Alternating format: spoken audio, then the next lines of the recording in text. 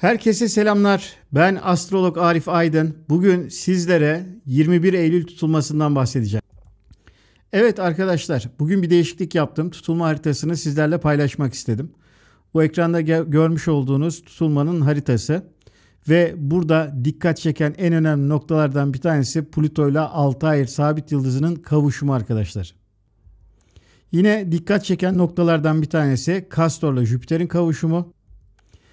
Bellatrix ile yükselen kavuşumu gerçekleşiyor. Evet değerli arkadaşlar, 21 Eylül'de Başak Burcu'nun 29 derecesinde bu güneş tutulması gerçekleşiyor olacak. Türkiye'den izleyemeyeceğiz ama etkisini hepimiz yaşayabileceğimiz bu tutulmalar genellikle 3-6 ay arasında bizim gündemimizi belirleyebilir değerli arkadaşlar.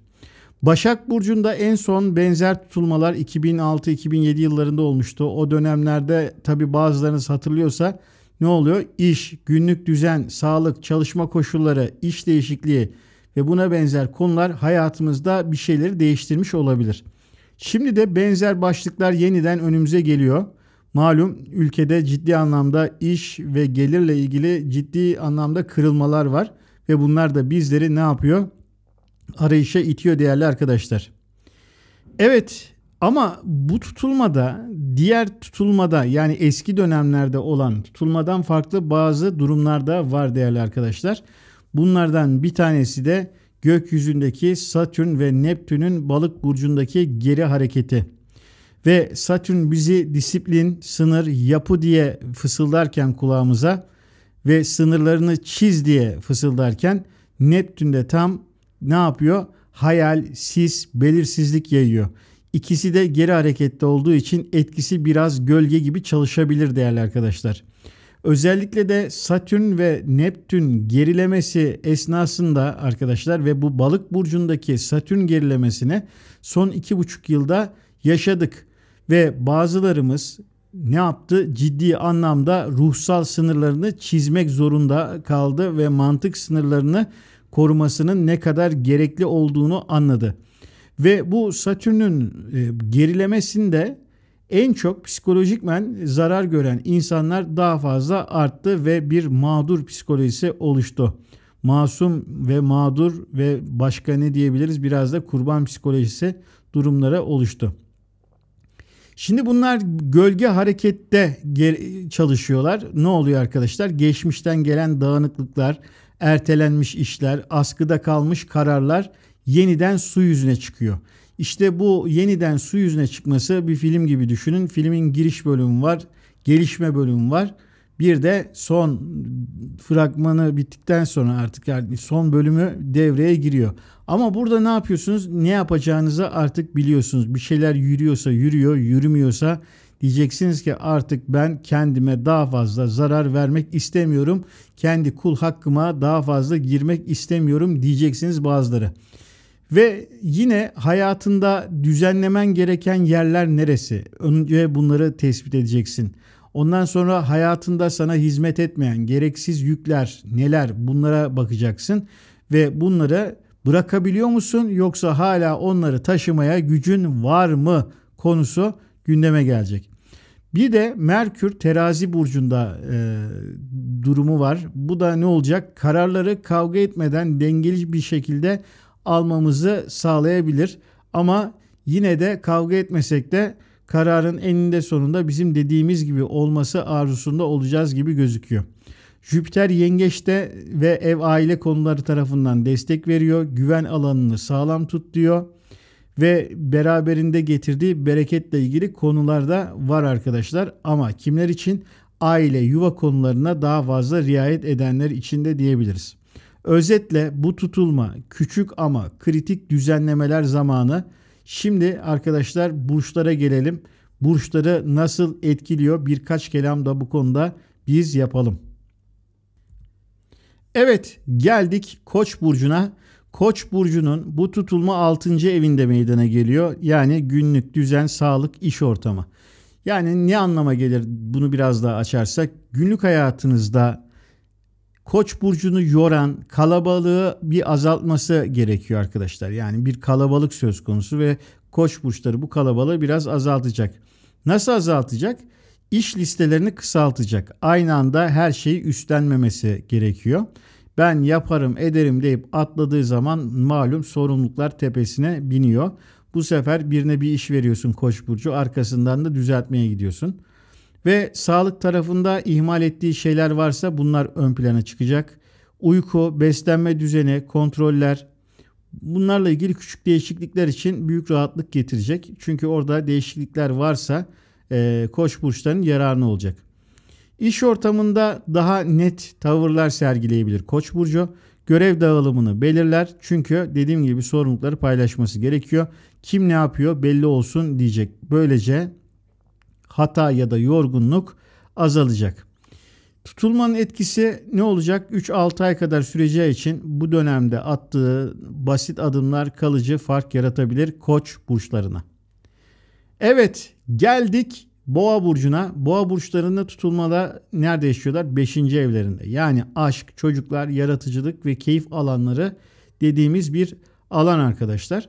Aşk hayatında ya da yakın ilişkilerde daha net olması gerekiyor boğaların. Belirsizlik, daha fazla belirsizlik boğa burçlarını yoruyor. Bu da ne yapacak arkadaşlar? O belirsizlikler boğa burcunu yorduğu için beklentilerinizi açıkça ifade ederseniz boğa burçları, sizler bu konuda daha iyi sonuç elde edebilirsiniz. Açık açık ne bekliyorsanız bunu karşı tarafa iletin. Karşı taraf işine gelir, işine gelmez ama siz olmazsa olmazlarınızı sıralamanız gerekiyor. Yükselen boğalarda çocuklarla ilgili konular ön plana çıkabilir. Onların düzeni, eğitimi, özellikle de lise çağındaki çocuklarınız varsa bunların eğitim ve sorumluluklarıyla ilgilenmeniz lazım. Sabırlı ve planlı yaklaşmak biraz daha işleri kolaylaştıracaktır. Yaratıcı yönünü daha çok kullanabileceğim bir dönem. Çünkü o 5. evin konusu hobi, sanat ve sahne önünde olan işler.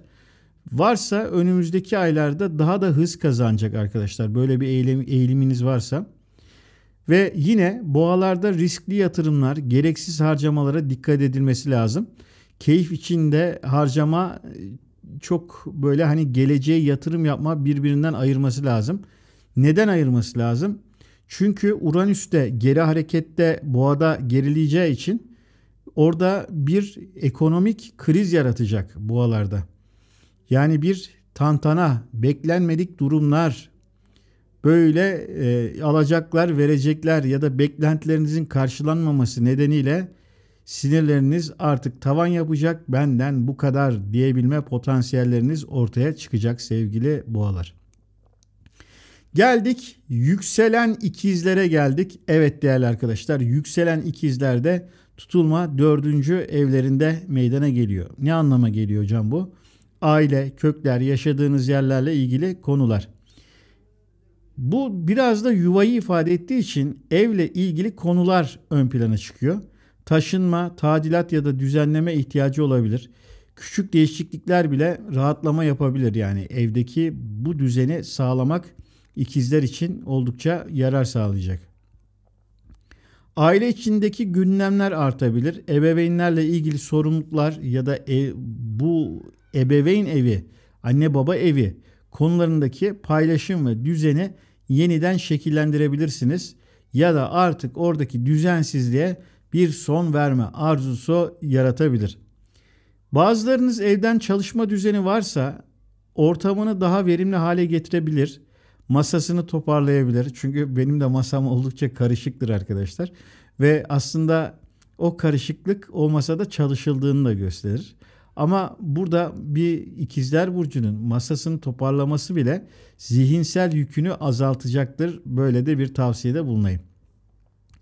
Yine ev bütçesi, kira, aidat, fatura gibi kalemlere dikkat etmesi lazım. Fazladan gidenleri kesmek ne yapacaktır? Rahatlık sağlayacaktır. İşte burada biraz ayağını yorganına göre uzatmak, fazla ödeme yaptığın yerler neresiyse onları belirlemek ikizler burcuna yarar sağlayabilir bu tutulmada. Yükselen yengeçlere geldiğimizde bu tutulma 3. evlerinde meydana geliyor. İletişim, yakın çevre, kardeşler ve kısa yolculuklar dediğimiz bir alandır burası. Ve üçüncü ev genellikle iletişimi de anlatır ve iletişim trafiği oldukça yoğunlaşabilir. Gereksiz konuşma ve mesajlara vakit harcama, gerçekten işine yarayanlara odaklanması gerekiyor yengeç burçlarının. Çünkü biliyorsunuz bir başa bela var Instagram adında. Girdiğiniz zaman çıkamıyorsunuz. Bu şekilde o sosyal medyadaki günlük şeyler olsun ve yine zamanınızı, vaktinizi harcadığınız kişilerle kurduğunuz iletişimler olsun. Bunları bir gözden geçirin. Bunların yarar sağlamayanlarını hayatınızdan çıkarabilirsiniz. Kardeşler, akrabalar ya da komşularla ilgili gündemler çıkabilir. Yani net sınırlar koymak gerekiyor. Neden? Çünkü bu tutulmayla beraber komşularla ilişkiler olsun, kardeşlerle ilişkiler olsun, yengeç burçlarında yanlış anlamaya sebep olabilir ve bu yanlış anlaşılmaların önünü kesmek için sınırlar koymak ve mesafeli davranmak yararlı olabilir. Yine kısa yolculuklar, eğitimler veya yeni bir beceri kazanma ihtiyacı gündeme gelebilir. Yani bu tarz programlarda yer alabilirsiniz. O kısa yolculuklar dediğimiz. Bunlar sizi ruhsal anlamda da ferahlatacaktır. Telefon, bilgisayar, araba gibi günlük araçlarınız varsa bunları gözden geçirin. Bakım yaptırın. Tamiratlarını gerekli olduğunu düşündüğünüz artık hani zaruri olmuş şeyler varsa bunları bir gözden geçirin sevgili yengeçler. Evet, şimdi de geldik Aslan Burcu'na. Aslan Burcu'nda neler varmış diye baktığımızda neler var neler yok ki Aslan Burcu'nda. Aslan burçlarının tutulma ikinci evinde, yani parayla ilgili konular ön plana çıkıyor ve sahip olduklarıyla ilgili konular. Ve gelirini düzenlemek isteyen aslan burçları bütçelerini netleştirmesi gerekiyor ve gereksiz masrafları kısmaları için uygun bir dönem. Hocam zaten kısıyoruz, daha ne kadar kısabileceğiz der gibisiniz. Ama burada dikkat edilmesi gereken bir nokta daha var ki yükselen aslanlarının Satürn 8. evlerinde gerileme yaptığı için oradan da gelen bir kriz var arkadaşlar. Yani hem eşten gelir kriz hem de burada ikinci evindeki tutulma. Evet, para konusu ciddi anlamda etkilenecek gibi gözüküyor. Yani hak ettiğini düşündüğü alanlardan alamayacakları vardı. Bunları almak için tekrar belki bir fırsat da olabilir. Yani mesela diyelim ki boşanmış bir yükselen aslan burcu düşünün. Orada kendisinin mağdur olduğunu söylüyordur. Ya da buna benzer bir düşüncesi vardır. Çünkü 8. evden Satürn transiti aldı. Feragat etmemesi gereken alanlardan yanlışlıkla feragat etti. Ve ne oluyor? Bu dönemde o Satürn gerilemesiyle beraber ona bazı fırsatları beraberinde getirebilir. Aldığı yanlış kararları düzeltebilme ihtimali de verebilir arkadaşlar. Buna da buradan söyleyelim. Ama şu anda kendi gelirleriyle de ilgili problemler meydana gelecektir. Bunun da aşabilmenin yolu nedir? Sistemli olmak, sistemli çalışmak ve gelir gider dengesi esnasında iktisadi davranmak gerekecek. Ne demektir hocam iktisadi davranmak? Yani biz de ekonomist değiliz. İktisat kıt kaynakları yerli yerince yerleştirmek ve o kıt kaynakları olabilecek en güzel şekilde yaymak ve bunları tasarruflu kullanabilmek anlamını taşıyor arkadaşlar. Eğer burada bir yükselen aslansanız ve 30'dan büyük bir yükselen aslansanız ne olacaktır? Savrukluk yaparsanız bu size çok ciddi anlamda problemlere sebep olabilir. İşten gelen kazançla ilgili yeni düzenlemeler olabilir. Ücret, prim ya da yeni gelir kapıları gündeme gelebilir ya da böyle bir talebiniz olabilir. Çünkü diyeceksiniz ki yetmiyor patron, yetmiyor diyeceksiniz. Harcamalarınızı dediğim gibi gözden geçireceksiniz. Ve burada özellikle janjanlı tüketimler, lüks tüketimler, abonelikler gibi alanlarda kullanmadıklarınız varsa bunları sonlandırın. Evet, kendi emeğinizin karşılığını almak konusunda daha net olmalısınız. Ne kadar ekmek o kadar köfte diye bir laf vardır ya. Kendinizi ne yapacaksınız?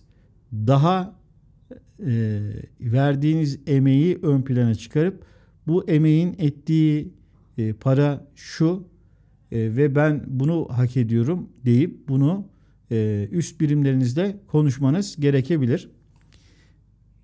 Yani burada bedavaya çalışmaktan ya da değersiz hissetmekten çıkman gerekiyor sevgili Aslan Burcu. Evet, geldik Başak burçlarına ve Başak burçları bu tutulmanın aktörü. Yani bu tutulma onların birinci evlerinde. Benlik, beden, kişisel kararlar, bununla ilgili durumlar.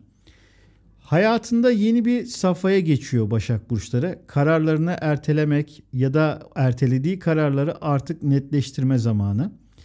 Bedeniyle ilgili uyarılar gelebilir. Özellikle sağlık, beslenme, düzenli kontroller, küçük değişiklikler iyi gelebilir. Yani Başak burçlarına daha fazla hareket etmeleri gerektiğini söyleyebiliriz.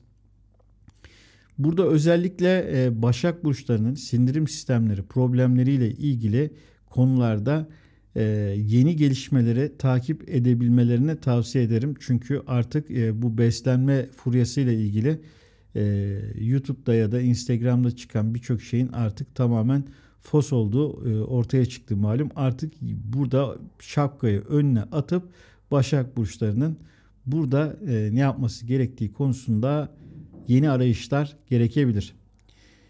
Ve yine Başak burçları imajlarını yenileyebilirler. Şimdi ben de öyle bir gözlükle çıktım karşınıza malum.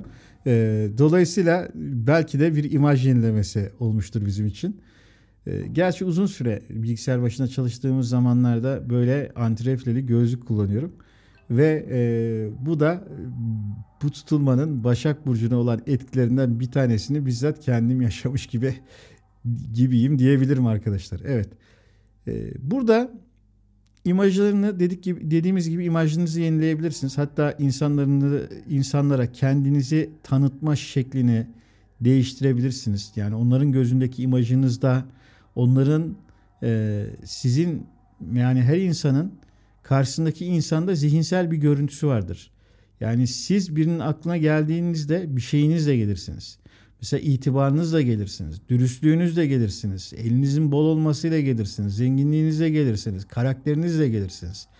İşte burada o itibari değer diyelim biz ona. Bununla ilgili de bir değişiklik yapabilirsiniz.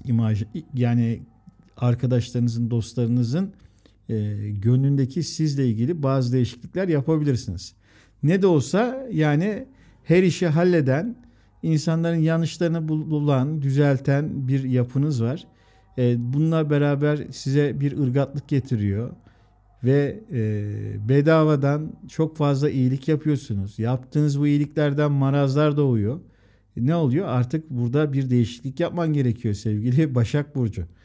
Diyorsun ki öyle önüme gelene artık lüzumsuz iyilikler yapmayacağım. Önce kendime yapacağım. Önce yatırımları kendime yapacağım diyorsun Başak Burcu.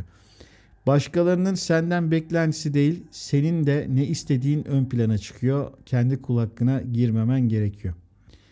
Evet, geldik. Nereye geldik? Yükselen terazilere geldik. Evet değerli teraziler. Terazilerde tutulma onların 12. evinde oluyor. Bu da arka plandaki işler, kapanışlar ve ruhsal fiziksel dinlenme anlamı taşıyor. Uzun süredir ertelediğin ya da arkada kalan konular varsa bunlar gündeme gelebilir. Yarım kalan işleri kapatma zamanı terazi burçları. Ve terazilerde bu tutulma 12. evde olduğu için orası gerçekten biraz hastanelerle de ilgili. Ve aynı zamanda insanın iradesini çok da böyle kullanamadığı bir alan. Dolayısıyla da burada bilinç dışından haberler, rüyalar biraz daha etkili olabilir. Dolayısıyla da uykuna, dinlenmene dikkat edeceksin terazi burcu. Yorgunluk ve stres seni daha fazla etkileyebilir. Basit bir uyku düzeni bile hayatında bazı şeyleri değiştirebilir. Yine terazilerde gizli konular, kulisler ya da arkadan dönen işler açığa çıkabilir. Bunlarla fazlaca takılmaması gerekiyor terazi burçlarının. Çünkü kimin ne yaptığı, eller ne der muhabbeti olan konuların sana bir faydası yok. Ve gör, not et ve yoluna devam et diyebiliriz sevgili terazilere. İçsel olarak da fazlalıkları bırakma dönemi. Dolayısıyla da o fazlalıkları bırakabilmek için ne yapmamak gerekiyor? Takılı kalmamak gerekiyor. Şimdi genellikle astrolojide şu bilinir. Başak Burcu takıntılıdır gibi. Halbuki asıl takıntılı burç Terazi Burcu'dur. Çok takılır. Sadece çaktırmaz. Bunu da size böyle astrolojinin fundamental bir bilgisi olarak sunmuş olayım. Evet, geldik Akrep burçları. Neredesiniz Akrep burçları? Tutulma 11. evlerinde meydana geliyor.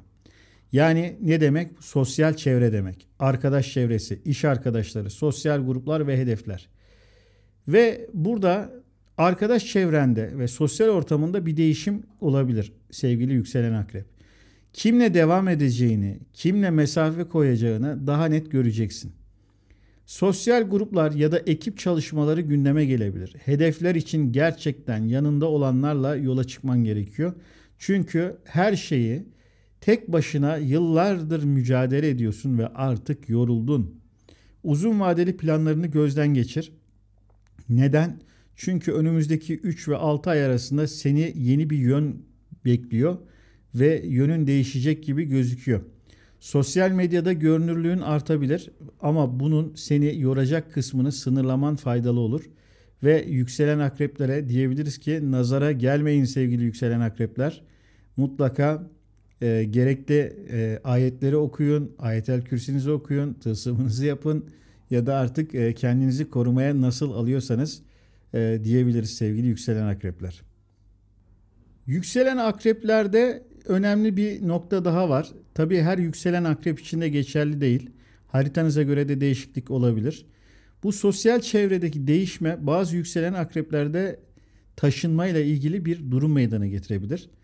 Geçen sene Temmuz aylarında bir yer değişikliği yaptıysanız,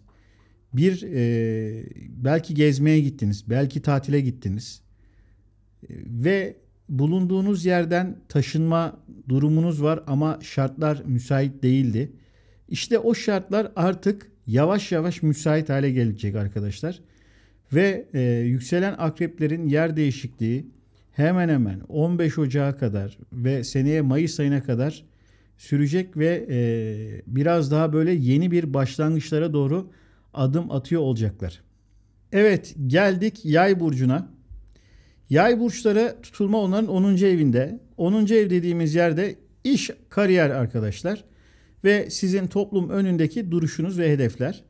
Bu iş kariyer anlamında önemli gelişmeler yaşayabilirsiniz. Yeni sorumluluklar ya da yön değişikliği gündeme gelebilir. Üstlerinle ya da otorite figürleriyle ilişkiler oldukça dikkat çekiyor. Beklentileri netleştirmen faydalı olacak sevgili yükselen yay. Yani ben bu işten ne bekliyorum, ne alıyorum?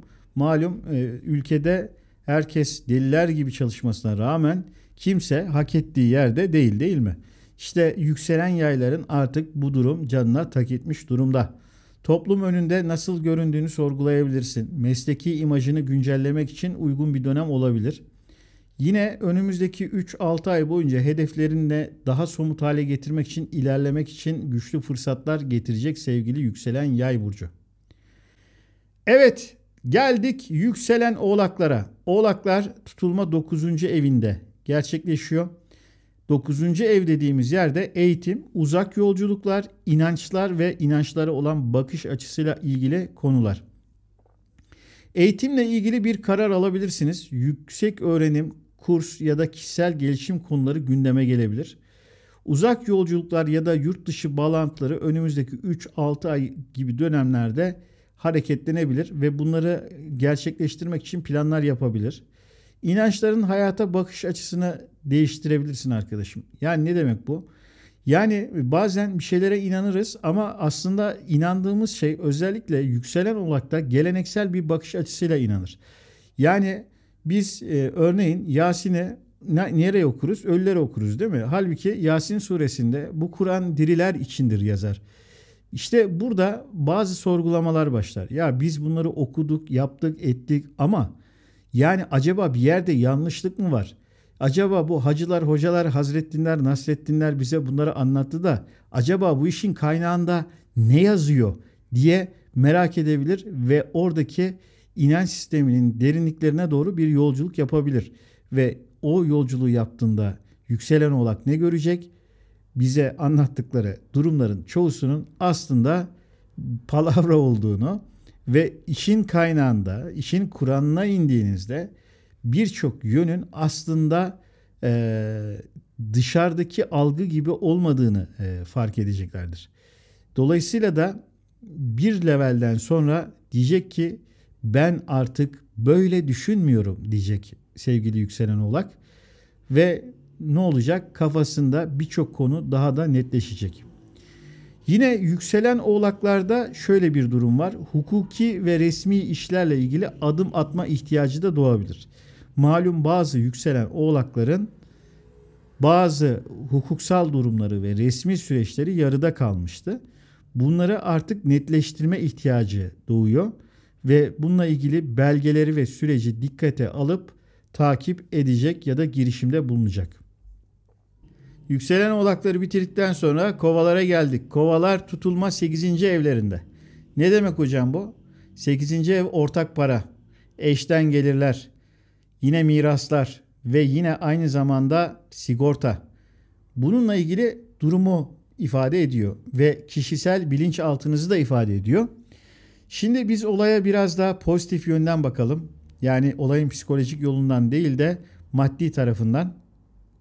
Evet, ortak finanslar ön plana çıkıyor dedikten sonra da eşin ve ailen veya da iş ortağınla ilgili para paylaşımı konusunda netleşmeler olabilir. Ne demek bu?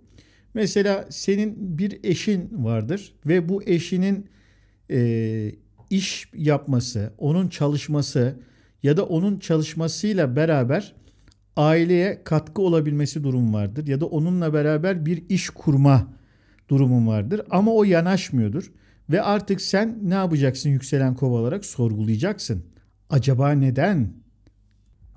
Neden elimizde böyle güzel imkanlar varken, benim gibi ağzı laf yapan bir eşin varken, bir partnerin varken biz bu senin kaynaklarını niye değerlendirmiyoruz? Çabuk anlat bana diyecek kova.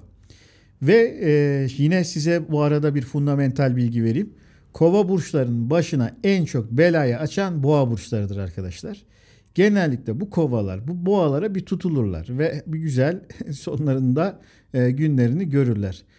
Hani bilirsiniz kova nedir? Hava grubunun sabit burcudur. Ama kova hiç de öyle sabit bir burç değildir. Gayet değişken, gayet özgürlükçü bir kafa yapısı vardır ve boğada ne kadar kova özgürlükçüyse boğada o derece stabildir. Ve dolayısıyla da boğa nereden girdi hocam, ne alaka derseniz boğa para demek arkadaşlar. Ve dolayısıyla da orada 8. ev konusu eşin kaynaklarının gündemi olduğu için de orada para konusu kovaları oldukça sorgulamaya itecek. Yine bazı kovalarda borç, kredi, sigorta gibi konular gündeme gelecek. Ertelediği ödemeler varsa onları yoluna koyması gerekebilir. Belki bir kaza yapmıştır, sigortadan alacağı vardır. Sigortayla ilgili konu, ben sigorta der ki bu kazayı ödemem falan. Bunlarla ilgili artık ne yapacak? Bir sorgulamaya gidecek ve bir tamamlanma yaşayabilir. Yine miras ya da başkalarından gelen desteklerle ilgili gelişmeler yaşanabilir. Umarım bunlar gelişerek yaşarsın sevgili Kova burcu. Çünkü bunlara gelişmeden de yaşama durumun var kişisel haritana göre. Yine belgeler ve detayları dikkatlice incelemesi lazım. Maddi konuların yanında duygusal bağlar da güven testi olacaktır. Neden güven testi olacak? Çünkü para, maddiyat, güven demek. Dolayısıyla da burada az önce anlattığım hikayede aslında yaptığın şey bir güven testidir. Eşim bana güveniyor mu? Partnerim bana güveniyor mu? Aramızda bir güvensizlik varsa neden biz hala partneriz gibi. Yani düşüneceksin. Paylaşımı olmayan bir partnerle benim ne işim var acaba diyebilirsin. Kovalarla ilgili belki söylenecek en son konuda önümüzdeki 3-6 ay içerisinde bu alanlarda denge arayışı olacak. Denge kurmaya çalışacak. İnşallah bu dengeyi hayırlısıyla kurarsın sevgili Kova burcu. Evet, geldik balık burçlarına. Balık burçlarının bu tutulma 7. evlerinde. Yani evlilikle ilgili konularda tutuluyorsunuz diyebiliriz. Şimdi burada ilişkiler ve ortaklıklar alanında ifade ediyor. Balık burcundaki bu ikili ilişkilerde bazı noktalarda dönüm noktası yaşayabilirler. Mesela birlikten doğan o bağ güçlendirilmek istenilebilir ya da sorunlara açık ve net bir şekilde konuşmak gerekebilir. İşte burada balık burcu olarak senin bugüne kadar kaçındığın, kırılmasınlar, dökülmesinler derken bol bol kendin kırılıp döküldüğün şeyler var ya. İşte artık onlara net bir şekilde konuşacaksın. Masaya yumruğunu vuracaksın. Evet, ben balığım deyip kurban rolüne yatmamanı tavsiye ediyorum. Çünkü geçtiğimiz 2,5 yıllık o Satürn döneminde yeterince öldün dirildin, yeterince ruhsal alanına girildi, yeterince huzurun bozuldu ve ne oldu? Bunları artık bu filmin son fragmanı olduğu için, yani Satürn senin burcunda gerilediği için bunu açık açık konuşacaksın. Burada da evli olanlar için eşin gündemi ön plana çıkıyor. Onun işi, onun sağlığı ya da hayatındaki değişiklikler ne olacak? Sana yansıyacak sevgili yükselen balık burcu. Yani özellikle sağlık konusu Başak'la da ilgili olduğu için ve eşin sağlığı orada evet ön plana çıkıyor. Ortaklıklar ve işbirliklerinde netlik şart. Sözleşme, anlaşma, imza varsa dikkatlice oku ve ona göre ilerle. Yeni bir ilişkiye adım atma ya da mevcut ilişkide dengeyi yeniden kurma zamanı denilebilir. İşte burada bir sistemli davranış sergilemek durumundasın. Çünkü yaşadığın şeyleri mantık çizgisi içerisinde, neden sonuç ilişkisi içerisinde kurman için hem bu tutulma hem de oradaki o Satürn gerilemesi 15 Ocağı kadar seni biraz taşlaştıracak. Aslında o taşlaşmayı sen taşlaşma olarak hissedeceksin. Ama hayatın realitesi var. İşte o realitesi elle tutulur, gözle görülür durumlar. Dolayısıyla da ne olacak? İşte orada sen artık sınırlar çizmek isteyeceksin. Ruhsal sınırlarını korumak isteyeceksin. Geçmiş 2,5 yıllık durumdaki sıkıntıları tekrar yaşamak istemeyeceksin.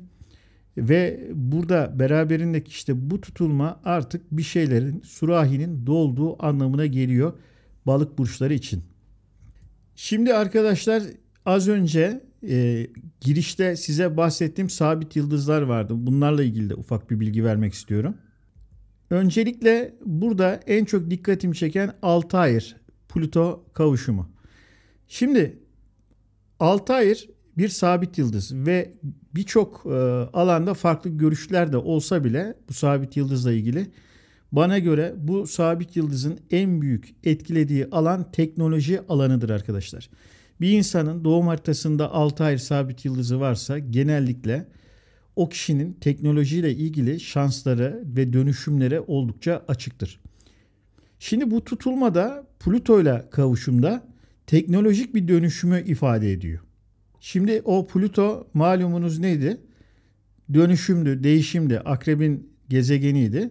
İşte orada bir dönemi artık öldürüp yeni bir döneme geçilebildiğinin bir habercisi. Yani teknoloji anlamında artık işte bu yapay zekalar vesaireler oldukça gündemi değiştirecek gibi gözüküyor. Aynı zamanda bu Altair arkadaşlar Bill Gates'in ilk yaptığı bilgisayarın adıdır. Yani Bill Gates'in ilk yaptığı bilgisayarın adına Altair koymuş. Yani insan düşünüyor değil mi? Yani o kadar isim varken sen kalk bilgisayarın adına Altair sabit yıldızını koy. Ya da işte bir roket yapılır adına Apollo 18 uydu fırlatma aracı denir. İşte yine baktığınız zaman hep böyle uzayla, teknolojiyle, yıldızlarla ilgili yerlerde, konularda ya da dünyayı değiştirebilecek konularla ilgili durumların adları hep böyle sabit yıldızların isimleri olur. Mesela işte pandemi zamanında işte koronavirüsü falan demişlerdi. O Corona Australis yıldızıyla ilişkiliydi. Diğer dikkat çekenlerden bir tanesi de Kastor-Jüpiter kavuşumu. Kastor arkadaşlar biraz daha böyle keskin zekayı, zihni ifade ediyor. Ve burada zıtlıklardan gelen bir keskin zekayı ifade ediyor.